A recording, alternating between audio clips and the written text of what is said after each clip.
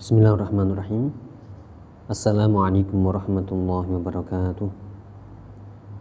Alhamdulillah, wassalatu wassalamu ala rasulillah wa ala alihi wa sahbihi wa mawalah, wa la hawla wa la quwata illa billah wa ba'du. Pemirsa malam mengaji yang dirahmati Allah Ta'ala, kembali bertemu kita di program belajar bahasa Arab bersama yang kita ambil faedahnya dari kitab Mulakhas Qawaid Al-Lughatil Arabiyyah. Dan insyaallah pada kesempatan kali ini kita akan melanjutkan pembahasan tentang naibul fa'il. Naibul fa'il ini adalah bagian dari isim-isim yang marfu'. Di video-video sebelumnya kita perpanjang tentang pembahasan naibul fa'il ini, tentang bagaimana cara kita membentuknya, yaitu membentuk naibul fa'il dari fi'il yang maklum ke majhul. Adapun kali ini kita akan melanjutkan sesuai dengan yang disebutkan di kitab, tepatnya di halaman 49 dari kitab Mulakhas Qawaid Al-Lughatil Arabiyyah. Ada pembahasan yang ditulis oleh penulis di situ, yaitu tentang naibul fa'il arba'atu anwa'. Jadi yang kita pelajari adalah macam-macam naibul fa'il.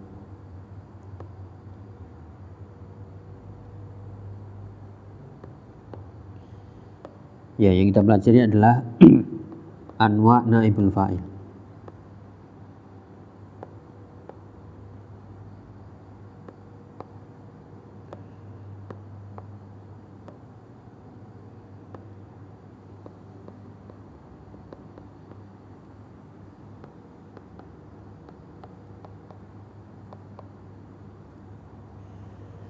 Macam-macam naibul fa'il disebutkan oleh penulis ada 4 macam.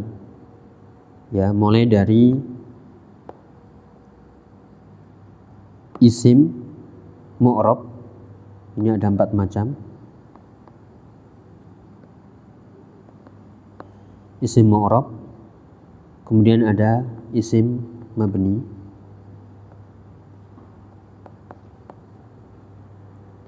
kemudian ada masdar,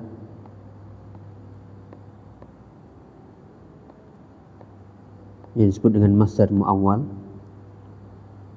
dan yang keempat ada masdar sharih.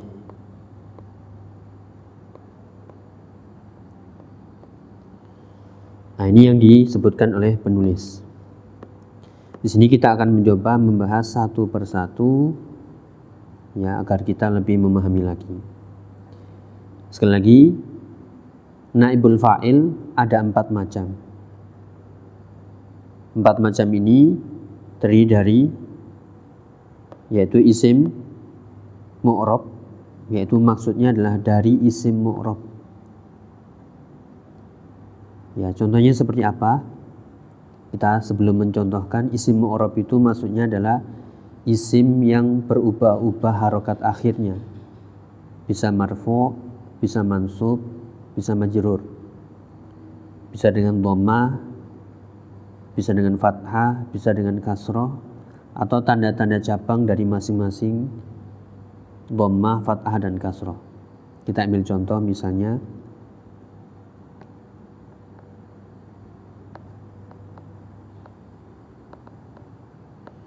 ya, wudi'al kitabu.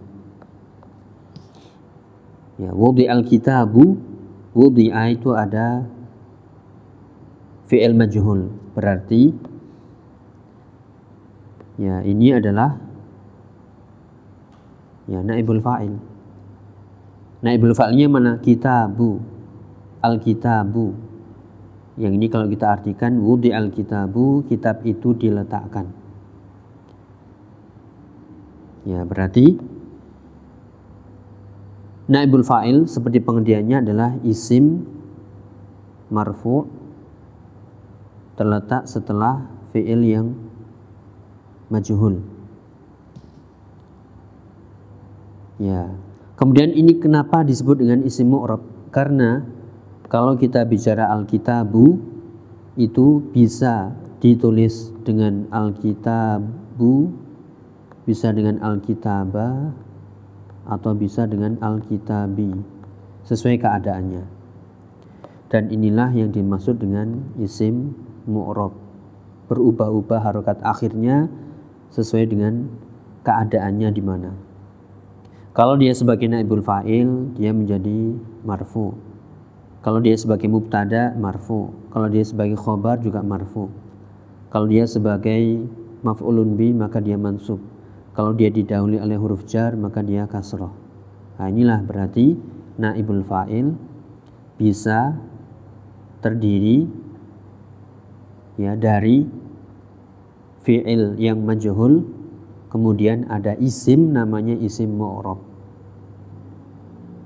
Ya. Itulah ayyuhal ikhwah rahimani wa rahimakumullah, macam yang pertama dari macam-macam naibul fa'il. Yang nomor satu adalah isim mu'rab. Contoh yang lain agar kita lebih paham. Ya, misalnya kita memakai fi'il mudhari'.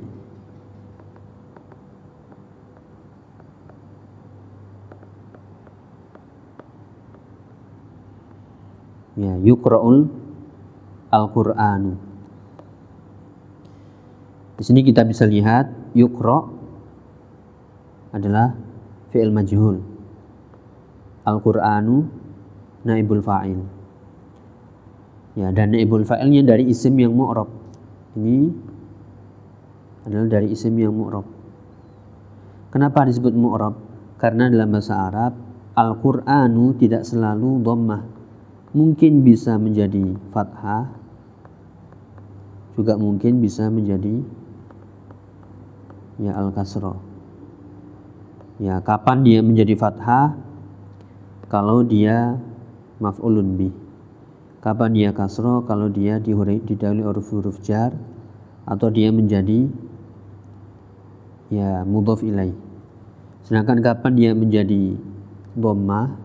Kalau dia naibul fa'il atau mubtada atau khobar. Dan inilah yang disebut dengan isim mu'rab. Kesimpulannya, ayyuhal ikhwah rahimani wa rahimakumullah, naibul fa'il macam-macamnya ya terbentuk dari fi'il yang majhul dan isim yang mu'rab. Ya, wallahu a'lam bishawab. Semoga yang sedikit ini bermanfaat. Wa akhiru da'wana alhamdulillahirabbil alamin. Wassalamualaikum warahmatullahi wabarakatuh.